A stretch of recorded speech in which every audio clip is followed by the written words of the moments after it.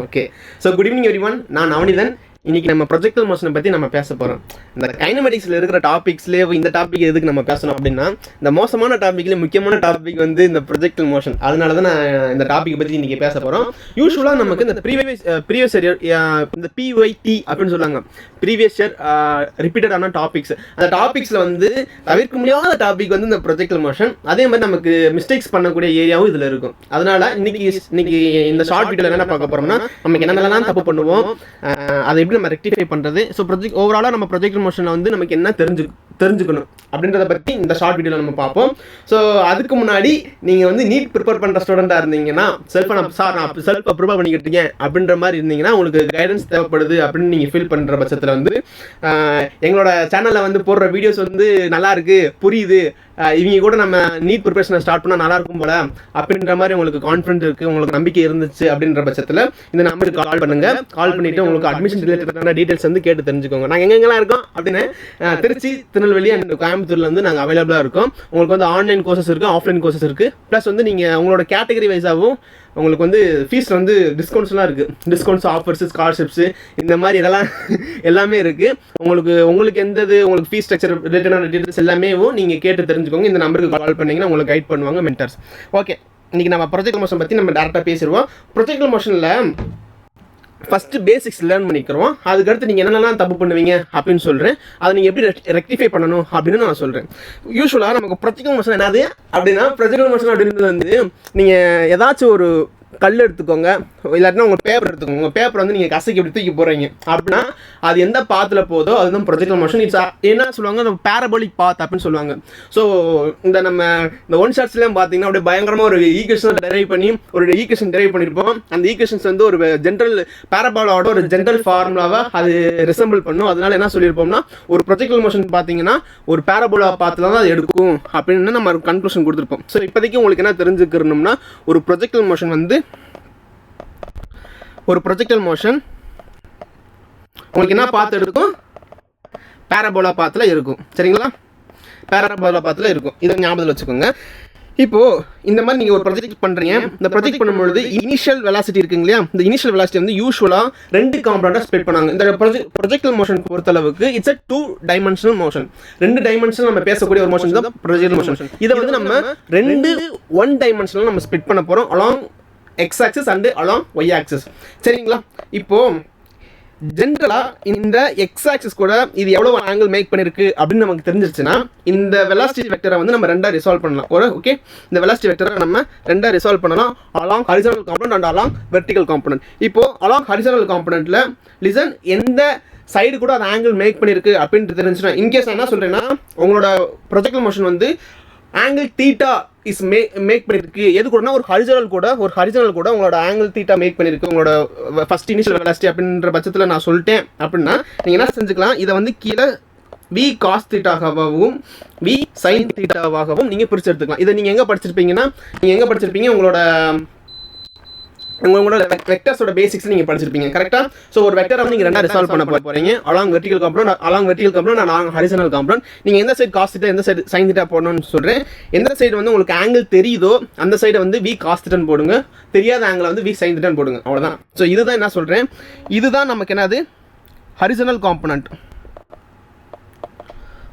Component. இது நம்மளோட vertical component. சரிங்களா, சரி. இப்போ ஹரிசானல் காம்பனண்ட் என்ன தெரிஞ்சிச்சு, வெர்டிகல் காம்பனண்ட் என்ன தெரிஞ்சிச்சு.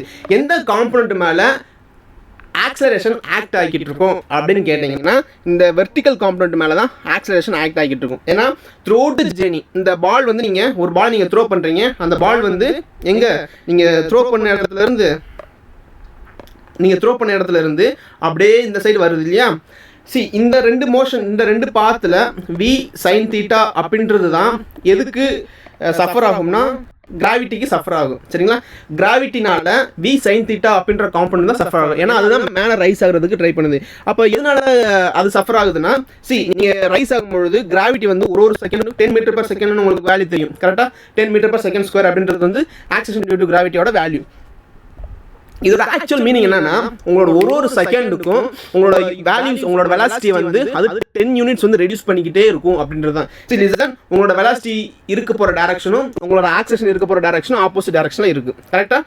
அதனால உங்களோட வெலாசிட்டியை ஒரு செகண்டும் அது 10 மீட்டர் பர் செகண்டு ரெடியூஸ் பண்ணிகிட்டே இருக்கும். உதாரணத்துக்கு நீங்கள் ஒரு 30 மீட்டர் பர் செகண்டில் உங்களோட ஏதாச்சும் ஒரு பால் நீங்கள் த்ரோ பண்ணீங்கன்னா ஃபஸ்ட்டு செகண்டில் அதோட 10 யூனிட்ஸ் வந்து ரெடியூஸ் ஆகும் டியூ டு கிராவிட்டி. அப்போ 20 ஆகும், அண்ட் தென் அகைன் 10 ஆகும், 0 ஆகும். ஸோ 3 செகண்ட்ஸில் அதோட வெலாசிட்டி ஃபுல்லாக 0 ஆகி மறுபடியும் கம்பேக் அது வந்து கிரவுண்டுக்கு வந்துடும்.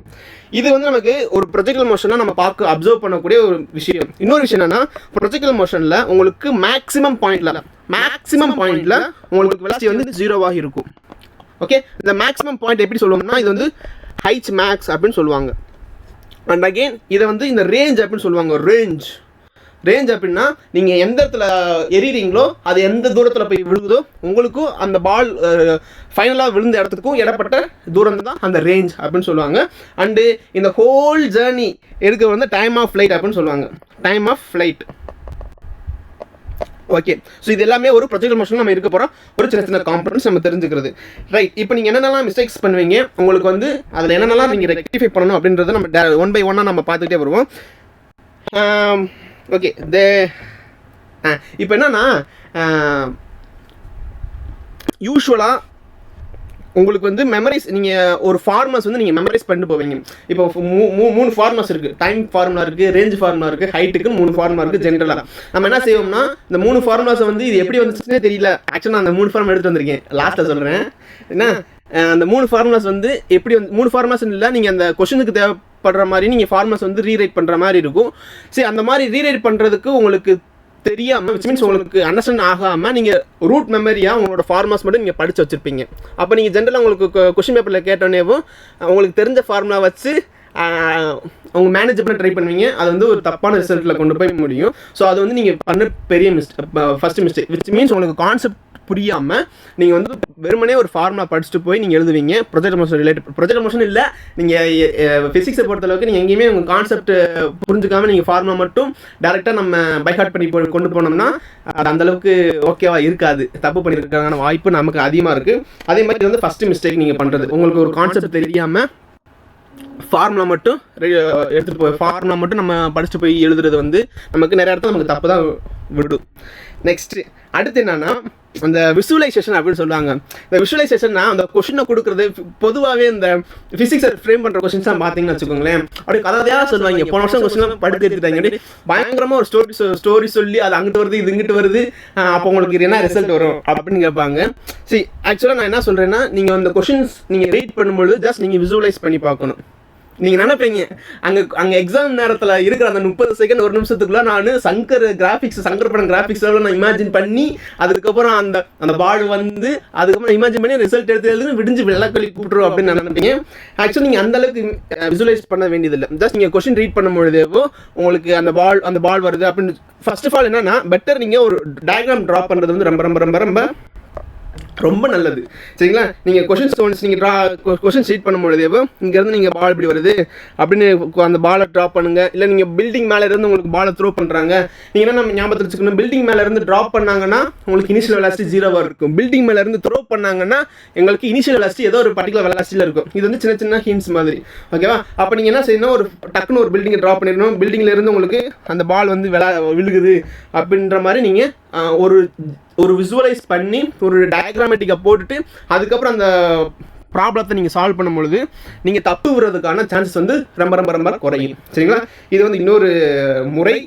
அப்புறம் வந்து இன்னொரு இந்த சிமெட்ரி அப்படின்ற விஷயங்கள் நம்ம பேராபோலா நம்ம பார்க்க போகிறோம். விச் மீன்ஸ் இந்த ஹோல் ஜர்னி இந்த ஷேப்பை பார்த்தீங்கன்னா சிமெட்ரி அப்படின்றது வந்து ஒரு ஷேப்பை நீங்கள் ரெண்டாக ஸ்பிட் பண்ணிங்கன்னா சிமிலராக இருக்கும். அதுதான் நமக்கு சிமெட்ரி. இது தெரியாம வா அப்படின்னு நினைப்பீங்களா? சரி, என்னன்னா இப்போது டைம் ஆஃப் ஃப்ளைட் நான் சொல்லியிருந்தேன் இல்லையா, இப்போ இந்த மேக்ஸிமம் பாயிண்ட்டுக்கு இந்த பால் வந்து எவ்வளோ நேரத்தில் போகுமோ அதே நேரத்தில் தான் அது அந்த மேக்ஸிமம் பாயிண்ட்லேருந்து மறுபடியும் ரிட்டர்ன் வர்றதுக்கு தேவைப்படும். ஓகேவா, ஸோ இதுக்கு தேவைப்படுற டைமும் சேமாக தான் இருக்கும். விச் மீன்ஸ் நீங்கள் பாலை த்ரோ பண்ணுறீங்க, அந்த பால் வந்து ஒரு மேக்ஸிமம் பாயிண்ட் ரீச் ஆகுது. இந்த பால் மேக்ஸிமம் பாயிண்ட் ரீச் ஆகுறதுக்கு எவ்வளோ நேரம் எடுத்துச்சோ மேக்ஸிமம் பாயிண்ட்லேருந்து மறுபடியும் கிரவுண்டு வர்றதுக்கு அதே பாயிண்ட் தான் நமக்கு, அதே நேரம் தான் நமக்கு தேவைப்படும். ஸோ இது வந்து ஒரு சிமெட்ரி அப்படின்னு சொல்லுவாங்க. அண்ட் அகைன் அதே மாதிரி இந்த ரேஞ்ச் அப்படின்னு சொல்லுவாங்க. இந்த ரேஞ்ச் அப்படின்றது வந்து அந்த மேக்ஸிமம் பாயிண்ட்டுக்கு இனிஷியல் பாயிண்ட் வந்து அந்த மேக்ஸிமம் பாயிண்ட்டுக்கு ரீச் ஆகிற நேரமும் தூரமும் அந்த மேக்ஸிமம் பாயிண்ட்லேருந்து ஃபைனல் பொசிஷன் வர்றதுக்கு தூரமும் சிமிலராக இருக்கும். இதுவுமே உங்களுக்கு சிமெட்ரி அப்படின்றத வந்து புரிஞ்சுக்கலாம். அப்போ இந்த ஷேப் வந்து கொஷின்ஸ் கேட்கும் பொழுது நமக்கு லாஸ்ட்டில் வந்து அந்த ஃபார்மர்ஸ் டெரைவ் பண்ணி ஃபார்மர்ஸ் வந்து எப்படி வந்திருக்கு அப்படின்னு சொல்லி பார்ப்போம். ஜஸ்ட் நீங்கள் இந்த மோஷன்ஸ் வந்து ஒரு சிமெட்ரி பேஸ்டான மோஷன்ஸ் அப்படின்றத நீங்கள் மனசில் வச்சுக்கணும். ஸோ தட் நீங்கள் டைம் பீரியட் கால்குலேட் பண்ணும்பொழுது நீங்கள் ஒரு ஜேர்னிக்கு நீங்கள் ஹாஃப் ஜேர்னிக்கு நீங்கள் டைம் பீரியட் கால்குலேட் பண்ணிவிட்டு இன்டூ 2 போட்டாலே உங்களுக்கு ரிசல்ட் கிடச்சிடும். சரிங்களா? இதுவும் உங்களுக்கு ஒரு இன்னொரு பாயிண்ட். சரிங்களா?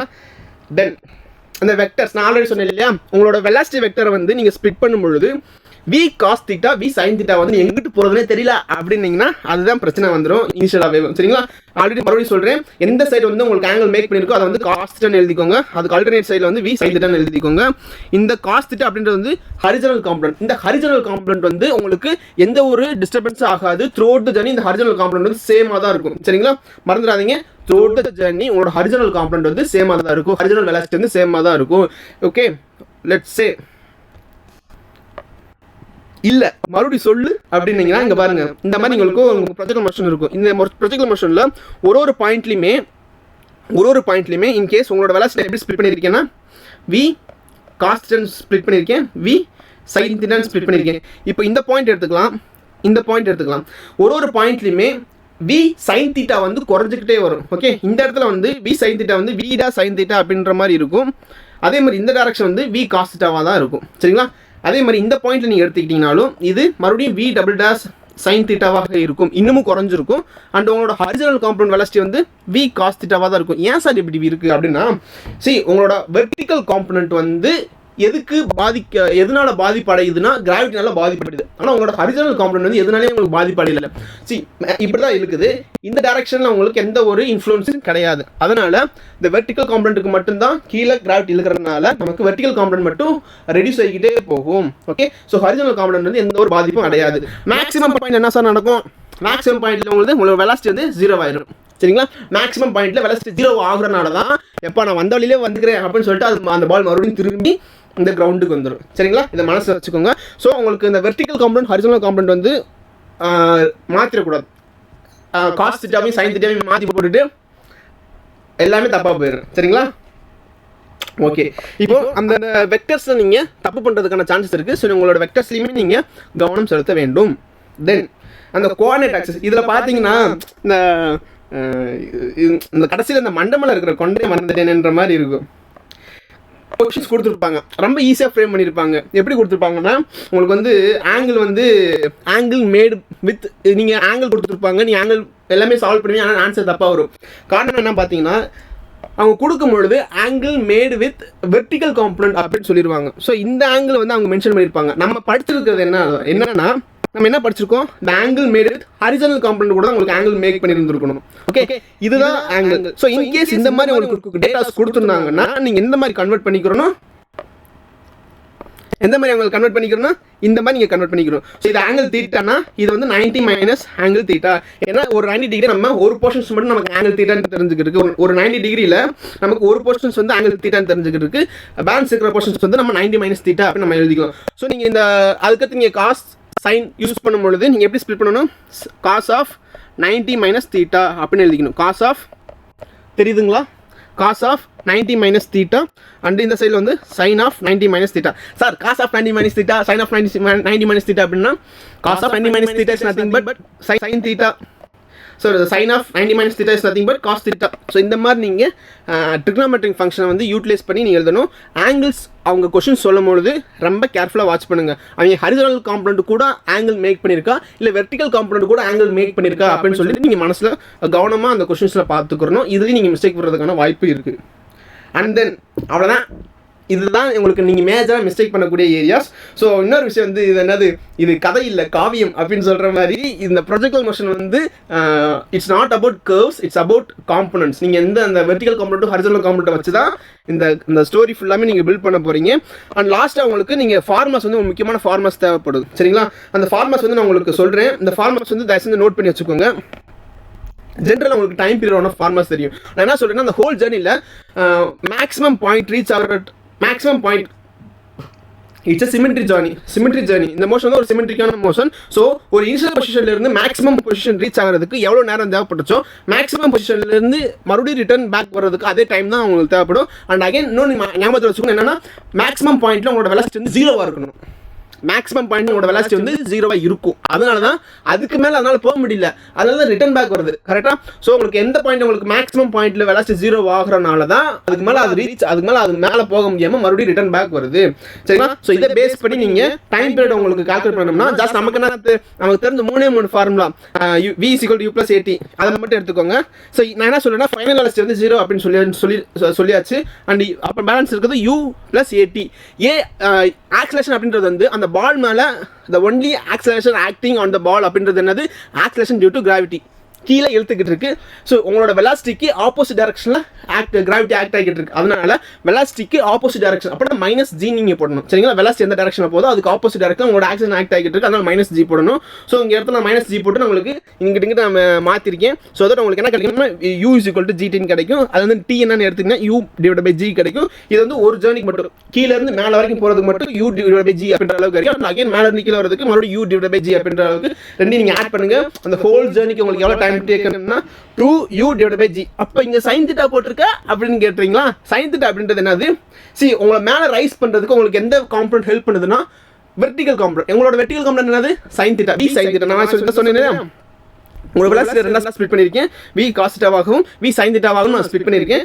எந்த காம்பனன்ட் வந்து உங்களுக்கு ஹைட் ரைஸ் பண்ணுறதுக்கு ஹெல்ப்பாக இருக்குது அப்படின்னா v sin θ மட்டும் தான் உங்களுக்கு ஹெல்ப்பாக இருக்குது. ஸோ இந்த த்ரூ அவுட் த ஜர்னி அந்த மேலே வரைக்கும் போகிறதுக்கு எந்த காம்பனன்ட் வந்து பிளேல இருக்கும்னா v sin θ மட்டும் தான் பிளேல இருக்கும். நீங்கள் ரேஞ்ச் பற்றி பேசும்பொழுது உங்களுக்கு வந்து அந்த காஸ்ட்டோட உங்களுக்கு உள்ளே வந்துடும். சரிங்களா? இது டைம் பீரியடை பொறுத்தளவுக்கு நீங்கள் தெரிஞ்சுக்கக்கூடிய ஃபார்முலா. அண்ட் ஹைட்டை தெரிஞ்சதுக்கு உங்களுக்கு ஹைட்டை மென்ஷன் பண்ணுறதுக்கு உங்களுக்கு டிஸ்டன்ஸ் கால்குலேட் பண்ணுறதுக்கு உங்களுக்கு 2 ஃபார்முலா இருக்குது. கரெக்டாக? என்னது? s = ut + ½ அது ஒரு formula. And v² = u² + 2as இந்த 2 ஃபார்முலா இருக்குது. இப்போ நான் ஃபர்ஸ்ட் ஃபார்முலா நான் எடுக்கல. s = ut + ½ வந்து நான் எடுக்கல. ஓகே, நான் ஹைட் அப்படின்றது நத்திங் பட் அந்த ஜேர்னியோட ஹைட். எனக்கு இந்த மேக்ஸிமம் ஹைட் நமக்கு தேவை. Height is nothing but displacement எடுத்துக்கலாம். அப்போ எந்த அளவுக்கு டிஸ்பிளேஸ்மெண்ட் ஆகி கீழே இருந்து அது எந்த அளவுக்கு டிஸ்பிளேஸ்மெண்ட் ஆயிருக்குன்னு நான் தெரிஞ்சுக்கிறதுக்கு ஃபர்ஸ்ட் ஃபார்முலா ஒமிட் பண்ணிட்டேன். ஏன் ஒமிட் பண்ணிட்டேன்னா எனக்கு தான் டைமே தெரியாது. அப்போ நான் டைம் வச்சு எனக்கு என்ன தேவைன்னா நமக்கு வெலாசிட்டி மட்டும் வச்சு நம்ம ஒரு ஃபார்முலா ஃப்ரேம் பண்ணுவோம். வெலாசிட்டியும் டிஸ்பிளேஸ்மெண்ட்டும் வச்சு நம்ம ஒரு ஃபார்முலா ஃப்ரேம் பண்ணுறதுக்காக நம்ம டைமை உள்ளுக்கு இன்க்ளூட் பண்ண வேண்டாம். ஏன்னா 2-3 வேரியபிள்ஸ் வந்து 2-3 வேரியபிள்ஸ் இருக்கிறனால நமக்கு அன்னோன் வேரியபிள்ஸ் வந்து அதிகமாகறதுனால நமக்கு செகண்ட் ஃபார்முலாவை நான் ஒமிட் பண்ணிட்டேன். தேர்ட் ஃபார்முலா மட்டும் நம்ம எடுத்துக்கிறேன். Which means v² = u² + 2as. என்ன சொல்கிறோம் பாருங்க அப்படின்றீங்களா? சரி, ஆக்சுவலாக இதுதான் உண்மை. இப்போ இதே இடத்துல வந்து ஆக்சேஷன் பதிலாக நான் என்ன செஞ்சிருக்கேன் -g அப்படின்னு போட்டுக்கிறேன். அவ்வளோதான். ஸோ அதே மாதிரி -g போட்டுட்டு அங்கிட்ட நீங்கள் ரீரைட் பண்ணீங்கன்னா உங்களுக்கு s எடுத்து எழுதுங்க. s அப்படின்றது வந்து அதிகமாக டிஸ்பிளேஸ்மெண்ட். அண்ட் இந்த இடத்துலையும் நான் என்ன சொல்கிறேன், எந்த காம்பனன்ட் வந்து உங்களுக்கு ஹைட்டை ரைஸ் பண்ண காரணமாக இருக்குது, sin θ தான் உங்களுக்கு காரணமாக இருக்குது. அதனால sin θ போட்டு ஸ்கொயர் பண்ணிடுங்க. அவ்வளோதான். ரேஞ்ச், கம்மிங் பேக் டு ரேஞ்சை பொறுத்தளவுக்கு is nothing but range is nothing distance is equal to speed into time. கரெக்டாக? இதே விஷயம் தான். ரேஞ்ச் அப்படின்றது வந்து இந்த ஹோல் ஜேர்னியில் உங்களுக்கு எவ்வளோ தூரம் இது ட்ராவல் ஆயிருக்கு, கீழே அது எவ்வளோ தூரம் ட்ராவல் ஆயிருக்கு அப்படின்றத நம்ம பார்க்க போகிறோம். இப்போ இந்த எவ்வளோ தூரம் ட்ராவல் ஆயிருக்குன்னா அது எவ்வளோ ஸ்பீடில் ஹரிசாண்டலில் அது எவ்வளோ ஸ்பீடில் இருக்குது, ப்ளஸ் வந்து அந்த ஹோல் ஜேர்னி வந்து அது எவ்வளோ டைமில் எடுத்துருக்கோ ரெண்டையும் மல்டிப்ளை பண்ணிங்கன்னா உங்களுக்கு ரேஞ்ச் கிடச்சிடும். அவ்வளோதான் நான் பண்ணியிருக்கேன், வேறு எதுவுமே பண்ணதில்லை. ஓகேங்களா? ஸோ அகைன் இந்த ட்ரிக்னாமெட்ரிக் ஃபங்க்ஷன் யூஸ் பண்ணி அந்த ஃபார்முலாவை நம்ம மறுபடியும் இன்னமும் நம்ம ரீரைட் அதை ஷார்ட் பண்ணியிருக்கோம். அவ்வளோதான். சரிங்களா? இந்த 2 sin θ cos θ is nothing but sin 2θ. அதனால இதை வச்சு நம்ம மறுபடியும் இங்கே ரீரைட் பண்ணிக்கலாம். அவ்வளோதான். இந்த 3 ஃபார்முலா வந்து உங்களுக்கு முக்கியமான ஃபார்முலா. அண்ட் அகைன் இதை இன்னும் கொஞ்சம் சொல்லுங்கள் சார் அப்படின்னா உங்களுக்கு ஓவரால் சொல்லும்பொழுது ஒரு ப்ரொஜெக்டல் மோஷனை பொறுத்தளவுக்கு நீங்கள் மேக்ஸிமம் பாயிண்ட்ல உங்களோட வெலாசிட்டி 0 இருக்கும். ஓகே, அண்டு ஏதாச்சும் ஒரு டியூரேஷனில் ஒரு சேம் பாயிண்ட்ல இந்த பாயிண்ட்ல உங்களுக்கு என்ன வெலாசிட்டியில் இருக்குமோ அதே வெலாசிட்டி தான் இங்கேயும் உங்களுக்கு கிடைக்கும். இன்கேஸ் இந்த பாயிண்ட்ல உங்களுக்கு ஒரு 20 மீட்டர் per செகண்ட் உங்களோட பால் இருந்துச்சுன்னா அதே சிமெட்ரி பொசிஷனில் இதே பாயிண்ட் சேம் டிஸ்டன்ஸில் இங்கேயுமே உங்களுக்கு 20 மீட்டர் per செகண்ட்ல தான் அது கீழே வந்துகிட்டு இருக்கும். அண்ட் நீங்கள் எந்த வெலாசிட்டியில் உள்ள நீங்கள் த்ரோ பண்ணுறீங்களோ அதே வெலாசிட்டி தான் அது கீழே கிரவுண்டில் ரீச் ஆகும். சேம் வெலாசிட்டி தான் உங்களுக்கு ரீச் ஆகும். அண்ட் இது வந்து நம்ம ஹைட் அப்படின்னு சொல்லுவோம். இது வந்து ரேஞ்ச் அப்படின்ற பேர். ஸோ ஓவராலாக உங்களுக்கு 3 ஃபார்முலாஸ் நான் சொல்லியிருக்கேன். அந்த கான்செப்ட்ஸ்லாம் நான் சொல்லியிருக்கேன். இதுக்கு மேலே நீங்கள் ஒரு ப்ராப்ளம் சால்வ் பண்ணி பாருங்க. ப்ளஸ் இதுதான் உங்களுக்கு ப்ரொஜெக்ட் மோஷனில் நான் சொல்லணும்னு நினச்சேன். எல்லாமே விஷயம் சொல்லிட்டேன். ரீகால் பண்ணிட்டு போங்க. உங்களுக்கு வந்து மேக்ஸிமம் எரர் மினிமைஸ் பண்ணுறதுக்கு ப்ராக்டிஸ் தான் நமக்கு இருக்கிற ஒரே ஒரு சொல்யூஷன்ஸ். நீங்கள் ப்ராக்டிஸ் பண்ணிவிட்டு படிச்சு நிறைய ப்ராப்ளம்ஸ் வந்து நீங்கள் ப்ராக்டிஸ் பண்ணிட்டு போகும்போது உங்களோட எரர்ஸ் வந்து கம்மியாகும். So that's it for the day. And just நம்ம ஒன்ஸ் குயிக்காக ரீகால் பண்ணிக்கலாம். ஆல்வேஸ் வந்து எப்படின்னா செய்யுங்க, நீங்கள் டயக்ராம் ட்ரா பண்ணிவிட்டு நீங்கள் ப்ராப்ளம் சால்வ் பண்ண ட்ரை பண்ணுங்கள். அண்ட் ஆக்சஸில் நீங்கள் கவனமாக இருங்க. அண்டு இந்த ஹரிஜனல் காம்பனண்ட் அண்ட் வெர்டிகல் காம்பனண்ட்டில் கவனமாக இருந்துருக்கணும். அண்டு ஹையஸ்ட் பாயிண்ட்டில் உங்களோட வெலாசிட்டி 0வாக இருக்கும். அதையும் நீங்கள் மறந்துடக்கூடாது. ஹையஸ்ட் பாயிண்ட்டில் உங்களோட வெலாசிட்டி வந்து 0வாக இருக்கும். ஏன் 0வாக இருக்கும்? உங்களோட கிராவிட்டி வந்து ரெடியூஸ் பண்ணிக்கிட்டே இருக்குது. உங்களோட வெலாசிட்டி ரெடியூஸ் பண்ணிக்கிட்டே இருக்குது. ஒரு பாயிண்ட்டுக்கு மேலே ஃபுல்லாக ரெடியூஸ் பண்ணிடும். உங்களோட பாலோட வெலாசிட்டி ஃபுல்லாக ரெடியூஸ் பண்ணிடும். அப்போ மேக்ஸிமம் பாயிண்ட்டில் வெலாசிட்டி 0 ஆகிறனால தான், அந்த பாயிண்ட்டில் 0 ஆகிறனால தான் அது மறுபடியும் ரிட்டர்ன் பேக்கே வருது. சரிங்களா? ஸோ தான் மேக்ஸிமம் பாயிண்ட்டில் உங்களோட வெலாசிட்டி வந்து 0வாக இருக்கும். இந்த மாதிரி சின்ன சின்ன விஷயத்தை நீங்கள் ஞாபகப்படுத்திட்டு ஞாபகத்தில் வச்சுட்டு நீங்கள் வந்து எக்ஸாம்ஸ் வந்து போங்க. சின்ன சின்ன டெஸ்ட் எடுத்து பாருங்கள். சின்ன சின்ன ப்ராப்ளம்ஸ் வந்து நீங்கள் கைப்பட போட்டு பாருங்கள். And that's it. இதுதான் உங்களுக்கு நான் ப்ரொஜெக்ட் மோஷனை பற்றி சொல்லணும்னு நினச்சது. அண்ட் தேங்க்ஸ் ஃபார் வாட்சிங். இவங்க நாங்கள் கொடுக்குற கண்டென்ட் வந்து உங்களுக்கு பிடிக்குது அப்படின்ற பட்சத்தில் எங்களோட சேனல்ஸை ஃபாலோ பண்ணிக்கோங்க. எங்களோட சோஷியல் மீடியாஸை நீங்கள் ஃபாலோ பண்ணிக்கோங்க. உங்களுக்கு நீட் ரிலேட்டடான அப்டேட்ஸ் வந்து உங்களுக்கு ரொம்ப சீக்கிரமாக கொடுத்துக்கிட்டே இருக்கும். ஸோ தேங்க்ஸ் ஃபார் வாட்சிங். Thank you so much. பாய்.